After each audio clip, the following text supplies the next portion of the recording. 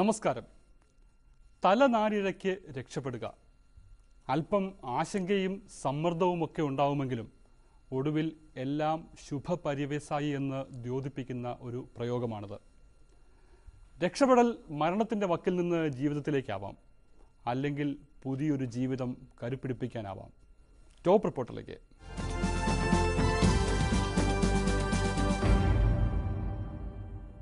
ജീവിതം ക്ഷണഭങ്കുരമാണ്. ഈ ജീവിതം നഷ്ടപ്പെടുന്നതും ചിലപ്പോൾ രക്ഷപ്പെടുന്നതും ഞൊടിയുടയ്ക്കുള്ളിലാവും. അത്ഭുതകരമായ രക്ഷപ്പെടലുകളെക്കുറിച്ച് പലരും പറയുകയും എഴുതുകയും ചെയ്യുമെങ്കിലും എക്കാലവും സ്മരിക്കത്തക്ക രീതിയിൽ തെളിവായി ദൃശ്യങ്ങൾ ലഭിക്കുക അപൂർവമാണ്. ഇതിൽ എല്ലാവിധ അപൂർവതകളും ഉൾക്കൊള്ളുന്നതാണ് അടൂർ തട്ടയിൽ സ്വദേശി രാജീവിൻ്റെ രക്ഷപ്പെടൽ. മദം പൊട്ടിയ ആനയുടെ കാൽക്കീഴിൽ വീഴുക, കൊല്ലുകയെന്ന ഒറ്റ ഉദ്ദേശത്തോടെ നേരെ ആഴ്ന്നിറങ്ങുന്ന കൊമ്പുകളുടെ ഇടയിൽ നിന്ന് രക്ഷപ്പെടുക, പെട്ടെന്ന് തന്നെ എഴുന്നേറ്റ് ഓടി രക്ഷപ്പെടാനുള്ള ആത്മധൈര്യം ലഭിക്കുക. രാജീവ് രക്ഷപ്പെട്ട ദൃശ്യങ്ങൾ മനോരമ ന്യൂസിലൂടെ മാത്രമാണ് നിങ്ങൾ കണ്ടത്. ഈ രാജീവിനെ നിങ്ങളിൽ ചിലരെങ്കിലും ഇപ്പോഴും ഓർക്കുന്നുണ്ടാവാം. തന്നെ തളച്ചിട്ട ഉരുക്കുചങ്ങല മദപ്പാടിനിടെ വലിച്ചു പൊട്ടിക്കാനുള്ള ശ്രമത്തിനിടെ തുമ്പിക്കൈ മുറിഞ്ഞ അടൂർ കൊടുമണ്ണിലെ കൊമ്പൻ കണ്ണൻ്റെ അടുത്തിരുന്ന് വിതുമ്പിക്കരഞ്ഞ അതേ പാപ്പാൻ തന്നെ. മനുഷ്യനും മൃഗങ്ങളും തമ്മിലുള്ള സ്നേഹവും വിദ്വേഷവും കാണാം. പത്തനംതിട്ടയിൽ നിന്ന് ബിജോയ് ഗോപിനാഥിന്റെ റിപ്പോർട്ടിലേക്ക്.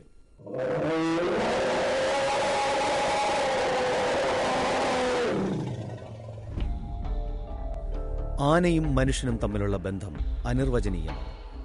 ചിലപ്പോഴത് അണപൊട്ടിയൊഴുകുന്ന സ്നേഹമാണ്, മറ്റു ചിലപ്പോൾ അടങ്ങാത്ത പകയും. 3 വർഷം മുൻപ് പത്തനംതിട്ട കൊടുമണ്ണിൽ മദമിളകി നിന്ന കൊമ്പന്റെ മുറിഞ്ഞ തുമ്പിക്കൈ തുന്നിച്ചേർക്കുന്നത് കണ്ട് പൊട്ടിക്കരഞ്ഞ പാപ്പാനെ നമ്മളിൽ ചിലരെങ്കിലും ഓർക്കുന്നുണ്ടാവും. മദപ്പാടിന്റെ അരിശത്തിൽ കുരുക്കിട്ട കയർ കെട്ടിവലിച്ചപ്പോഴാണ് കൊടുമൺ കണ്ണൻ എന്ന കൊമ്പന്റെ തുമ്പിക്കൈ പകുതിയോളം അറ്റുപോയത്. തുടർന്ന് 3 മണിക്കൂർ നീണ്ട അപൂർവ ശസ്ത്രക്രിയയിലൂടെ കണ്ണന്റെ തുമ്പിക്കൈ തുന്നിച്ചേർക്കുകയായിരുന്നു. ആനയെ മയക്കാനും കിടത്താനുമെല്ലാം ഒന്നാം പാപ്പാനായ രാജീവ് കൂടെയുണ്ടായിരുന്നു. എന്നാൽ മുറിവിൽ സൂചി കയറുന്നത് കണ്ടതോടെ അതുവരെ നിയന്ത്രിച്ച വികാരങ്ങളെല്ലാം അണപൊട്ടിയൊഴുകി. തന്റെ പ്രിയപ്പെട്ട കണ്ണന്റെ വേദന രാജീവ് അറിഞ്ഞു. പൊട്ടിക്കരച്ചിലൂടെയാണ് അത് പുറത്തു വന്നത്.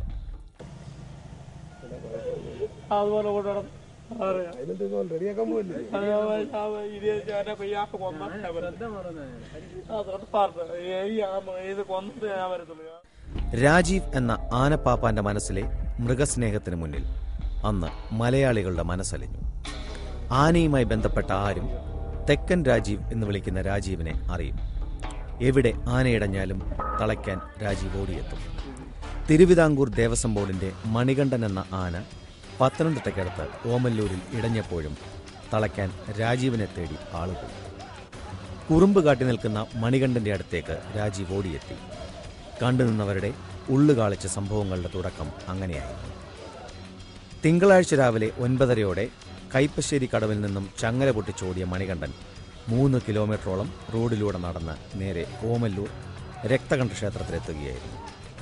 ക്ഷേത്രത്തിൽ വിവാഹങ്ങൾ നടക്കുന്ന മണ്ഡപത്തിൽ നിലയുറപ്പിച്ച കൊമ്പൻ പിന്നീട് ക്ഷേത്രമുറ്റത്തേക്ക് മാറി. കുറുമ്പ് കാട്ടി ഓടി നടക്കുന്ന മണികണ്ഠനെ കാലിൽ കുരുക്കിട്ട് തളയ്ക്കാനായിരുന്നു രാജീവ് അടക്കമുള്ള പാപ്പാന്മാരുടെ ശ്രമം.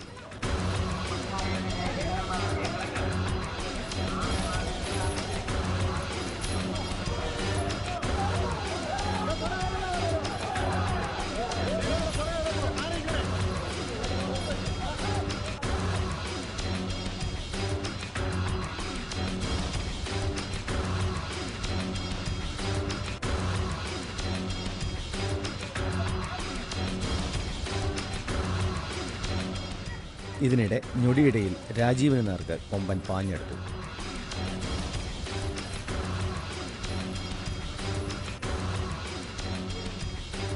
തിരിഞ്ഞോടുന്നതിനിടെ രാജീവ് തെന്നി വീണു.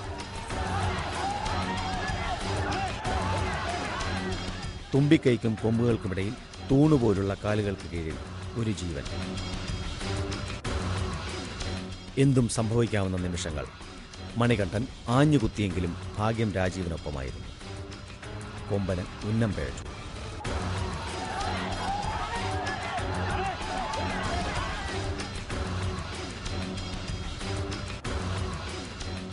മരണത്തെ മുഖാമുഖം കണ്ട് പിടഞ്ഞോടി ജീവിതത്തിലേക്ക്. ആയുസ്സിന്റെ ബലമെന്ന് മാത്രമേ ആ നിമിഷങ്ങളെക്കുറിച്ച് രാജീവിന് പറയാനുള്ളൂ.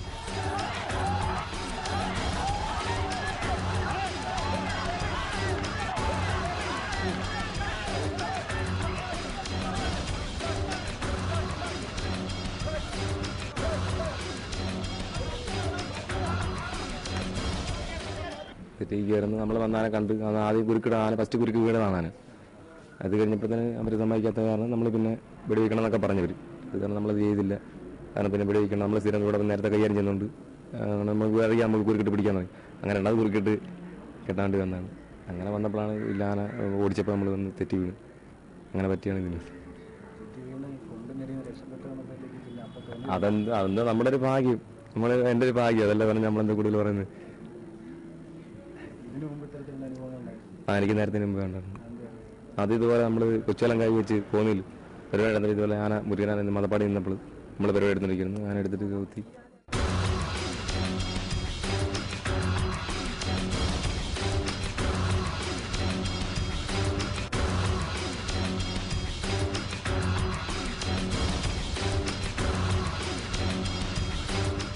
അത്ഭുതകരമായ രക്ഷപ്പെടലിനൊടുവിലും രാജീവ് മനസ്സാന്നിധ്യം കൈവിട്ടില്ല.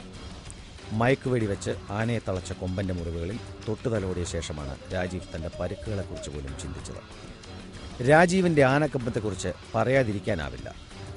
ആനയുടമകൾക്കും പാപ്പാന്മാർക്കുമിടയിൽ രാജീവ് തെക്കൻ രാജീവ് എന്നാണ് അറിയപ്പെടുന്നത്. പല നാട്ടിലും ഇടഞ്ഞ ഒട്ടേറെ ആനകളെ തളച്ചിട്ടുണ്ട്. അക്കാര്യത്തിൽ പ്രസിദ്ധനുമാണ്. പത്തനംതിട്ട തട്ടയിൽ സ്വദേശിയായ രാജീവ് മരം വെട്ടുകാരനായ അച്ഛനോടൊപ്പം പൂപ്പിൽ ചിലവഴിച്ച കുട്ടിക്കാലത്താണ് ആനക്കമ്പം കയറുന്നതും പാപ്പാൻ പണി തിരഞ്ഞെടുക്കുന്നതും. വർഷങ്ങൾ പിന്നിട്ട് പാപ്പാൻ ജീവിതത്തിനിടയിൽ അനുഭവങ്ങളും നിരവധി. കൊച്ചുവെള്ളം കൈ വെച്ച് കോന്നിയിൽ പരിപാടി എടുത്തിട്ട് ഇതുപോലെ ആന മുരുകനാന മതപ്പാടി നിന്നപ്പോൾ നമ്മൾ പരിപാടി എടുത്തിരിക്കുന്നു. ആന എടുത്തിട്ട് കൗത്തി. അത് ആന നമ്മളിതുപോലെ എടുത്തിട്ട് 5-6 കുത്ത കൂത്തിയായിരുന്നു. അതിൽ നമ്മൾ രക്ഷപ്പെട്ട് പോകുന്നു.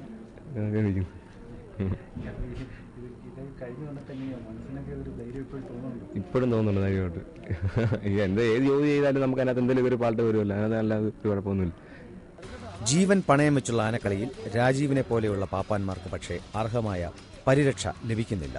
ഓമല്ലൂർ മണികണ്ഠൻ തന്നെ ദേവസ്വം ബോർഡിന്റെ ആനയാണെങ്കിലും പരിപാലിക്കാൻ ദേവസ്വം ബോർഡിൽ നിന്ന് ഒരു പാപ്പാനെ മാത്രമാണ് നിയോഗിച്ചിട്ടുള്ളത്. ആനയുടെ രണ്ടാം പാപ്പാനായ അഭിലാഷ് അടക്കം മറ്റുള്ളവരെല്ലാം പുറത്തുനിന്ന് കൂലിക്ക് പണിയെടുക്കുന്നവരാണ്. പ്രശ്നക്കാരായ ആനകളെ നോക്കാൻ ദേവസ്വം ബോർഡിലെ പാപ്പാന്മാർ തയ്യാറാകാത്തപ്പോഴാണ് പുറത്തുനിന്നുള്ള പാപ്പാന്മാരെ ആശ്രയിക്കുന്നത്. ഇതിന്റെ ദേവസ്വത്തിന്റെ പാപ്പാന്മാര് ഇതിൻ്റെ കൂടെ നിൽക്കാൻ മടി കാണിക്കുന്നു. കുറേ വർഷങ്ങളായിട്ട് സ്ഥിരമായിട്ട് ദേവസ്വത്തിന്റെ സ്റ്റാഫുകൾ ഇതിൻ്റെ കൂടെ നിൽക്കാൻ കൂടിയുള്ള ഒരു പാപ്പാൻ മാത്രമാണ് ദേവസ്വത്തിന്റെ ഇതിലുള്ള. പുള്ളിക്ക് ഇതിനെ കൊണ്ട് നടക്കാനുള്ള ശേഷിയില്ലാത്ത രീതിയിലുള്ള ഒരു അംഗവൈകല്യം സംഭവിച്ച രീതിയിലുള്ള ഒരു പാപ്പാൻ അതിൻ്റെ കൂടെ ഉള്ളത്. വേറെ പല നല്ല ശേഷിയുള്ള പാപ്പന്മാർ ആരും ഇതിൻ്റെ കൂടെ സഹകരിക്കാനില്ല. പിന്നെ ഇതുപോലുള്ള പ്രശ്നങ്ങളും പല കഴിഞ്ഞ വർഷവും ഓമല്ലൂർ ക്ഷേത്രത്തിനനുബന്ധിച്ചുള്ള ആറാട്ട് എഴുന്നള്ളിപ്പിനും ഒക്കെ പുറത്തു നിന്നുള്ള പ്രൈവറ്റ് പാപ്പന്മാരാണ് ഇതിൻ്റെ കൂടെ നിന്നിട്ടുള്ളത്. അങ്ങനെയുള്ള അവരുടെ സഹകരണം കൊണ്ടാണ് ഈ ആന ഈ അടുത്ത കാലത്തും പല ക്ഷേത്രങ്ങളിലും എഴുന്നള്ളത്തിനും മറ്റും കൊണ്ടുപോയിട്ടുള്ളത്. അല്ലാതെ ദേവസ്വം ബോർഡിൻ്റെ ഭാഗത്തു നിന്ന് ആകെ കൂടി ഉണ്ടാകുന്നതെന്ന് പറഞ്ഞു കഴിഞ്ഞാൽ ഇതുപോണക്ക് ആനയ്ക്ക് ഇതുപോണക്ക് ചില സാഹചര്യങ്ങൾ ഉണ്ടാകുന്ന ഇതുപോണക്കുണ്ടാകുന്ന ബുദ്ധിമുട്ട് സമയങ്ങൾ ആകെ കൂടി ഇതിനെ മയക്കുവെടി വെക്കാനുള്ള ഒരു ഓർഡർ ഇടയിലാണ് ഈ അടുത്ത കാലത്തായിട്ടുള്ള ദേവസ്വത്തിൻ്റെ ഭാഗത്തു നിന്ന് ഉണ്ടായിട്ടുള്ളത്. തികഞ്ഞ അനാസ്ഥ തന്നെയാണ് ഇവരുടെ കാണിക്കുന്നത്. ശരിക്കും 2-3 പേരെ പോസ്റ്റ് ചെയ്യേണ്ടത് ആനയ്ക്ക്. ഇപ്പം സ്ഥിരമായിട്ടൊരു ആനക്കാരൻ മാത്രമേ ഉള്ളൂ. ബാക്കിയെല്ലാം സ്ഥിരം നിൽക്കാത്ത ആൾക്കാരാണ്. അവർ 2 ദിവസം ആനയെ നോക്കും, പിന്നെ കുറച്ച് ദിവസത്തേക്ക് പിന്നെ വരത്തില്ല. അതൊക്കെ ഇവിടുത്തെ ആനപ്രേമികളായ കുറച്ച് ചെറുപ്പക്കാരുടെ കഴിവുകൊണ്ടാണ് ശരിക്കും വരുന്നത്. ഇവിടെ പലരും അവർ തന്നെ സ്വന്തമായിട്ട് കയ്യിൽ നിന്ന് പൈസ മുടക്കിയാണ് ഈ ആനക്കാർക്ക് കൊടുക്കുന്നത്, അവർക്കുള്ള ആഹാരം കൊടുക്കുന്നത്, അല്ല അങ്ങനെയുള്ള കാര്യങ്ങളൊക്കെ ചെയ്യുന്നത്. അപ്പോൾ അതുകൊണ്ട് ദേവസ്വം വലിയ കാര്യമായിട്ട് ഇതിനകത്ത് ഒന്നും ചെയ്യുന്നില്ല എന്ന് തന്നെ പറയുന്നു. എന്നാൽ ഇവർക്കാവശ്യമായ ഒരു പരിരക്ഷയും ദേവസ്വം ബോർഡ് നൽകുന്നില്ല. കഴിഞ്ഞ ഒരാഴ്ചക്കിടെ ഇത് 2ാം തവണയാണ് മണികണ്ഠൻ ഇടയുന്നതും മയക്കുവെടി വെച്ച് തളയ്ക്കുന്നതും. നാട്ടാനകളെ പരിപാലിക്കാൻ പ്രത്യേക നിയമം തന്നെയുള്ള നാട്ടിലാണ് ഇത്തരം സംഭവങ്ങൾ ആവർത്തിക്കുന്നത്.